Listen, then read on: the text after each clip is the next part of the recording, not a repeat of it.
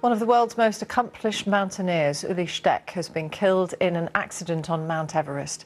Known as the Swiss Machine, he was climbing alone in preparation for a new route up the mountain. He'd won numerous awards and was celebrated for the speed of his climbs. Alexandra Mackenzie reports.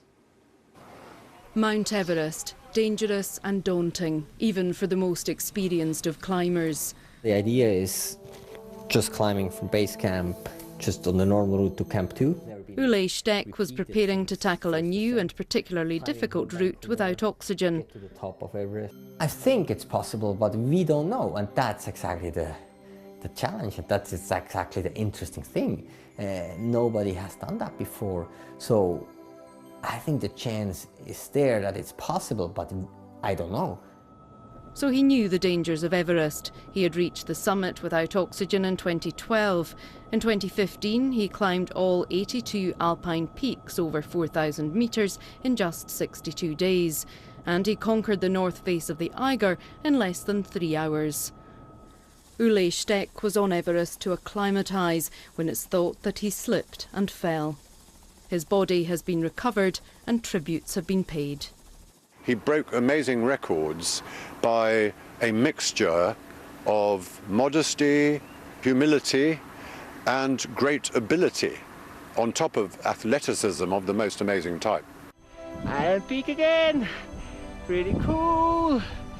The climbing community says it has lost a pioneer. He was known for his speed and ruthlessly methodical approach, with an ability to push himself to the limits of human endurance. Alexandra Mackenzie, BBC News. Joining us now is the mountaineer Alan Hinks, who knew Ueli Steck well. Alan, thank you very much for joining us. Tell us how you got to know him. He sounds like quite an extraordinary man. Yeah, well, I think I should first say, my heart goes out to the people of Switzerland, where he's really a national treasure, and I think that's a great tribute from Ran, I mean, he was one of the world's greatest mountaineers ever, unique in that how he pushed the boundaries, climbing unroped solo, very fast on technical ground. He made his name by soloing the north face of the Eiger, which most people have heard of. I think to put him in perspective to non-climbers listening, he was like the Wayne Rooney or the David Beckham of the mountaineering world, really. He'll be a great loss, and he was a lovely bloke. He was just a packet of power. He was just a coiled spring, an unbelievably well-honed athlete as well. Incredibly fit, of course, to be able to cope with the speed of which that he climbed, but he knew the risks, as you all do. He did, yeah. It's even on camera of him saying he knew the risks and that he ought to give this up before he gets killed. We do all know the risks in there, but for the grace of God, I was nearly killed last winter in the Lake District on an ice climb. So you don't have to be on Everest for it to happen.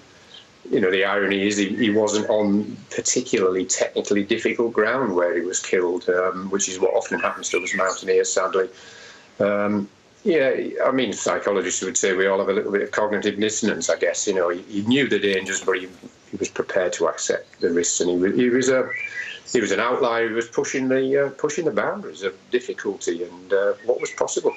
Those of us who don't climb, who don't really understand the draw of it, the risk must be some of its appeal. That what you're pitting yourself against. I guess it is. Sometimes it's been likened to a drug. It's our drug. We need to pit ourselves against those difficulties, but we do mitigate those risks. I mean, Ueli was well trained. He trained himself up. He was honed to the, like an Olympic athlete, or like somebody on the Tour de France today, Tour de Yorkshire, should I say today.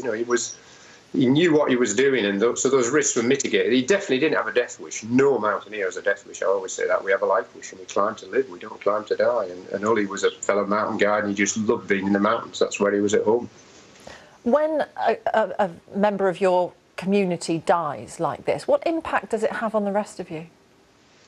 Well, this will have a big impact even in Britain to people who don't even know him. Even armchair mountaineers know Ueli Steck. He was the man of the moment, so to speak.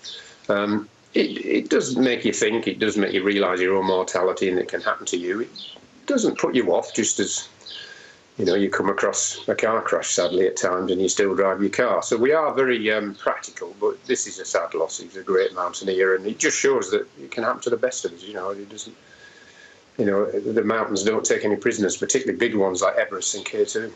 But those who are still able to climb, what will they draw from his pioneering techniques? I think more and more people are going to emulate him. It is the way forward to climb light and fast and push the difficulties. I mean, there are a lot of people on Everest at the moment. I don't know how many, possibly 500 people attempting Everest at the moment. Most of those are what we call clients. They're not that experienced. They're going with guides, you know, mountain guides and local Nepalese people who are mostly Sherpas. That isn't what the cutting edge of climbing is about, whereas Ueli was doing the cutting edge of climbing on Everest. He would have no doubt gone on to do things on K2, which is the second highest, but much, much more difficult than Everest. So proper climbers are going and doing great things, and he set the bar high as Ueli, and people will follow on for sure. He'll go down in history. Alan, thank you very much. Alan Hinks, thank you very much for sharing your memories of Ueli Steck. Cheers.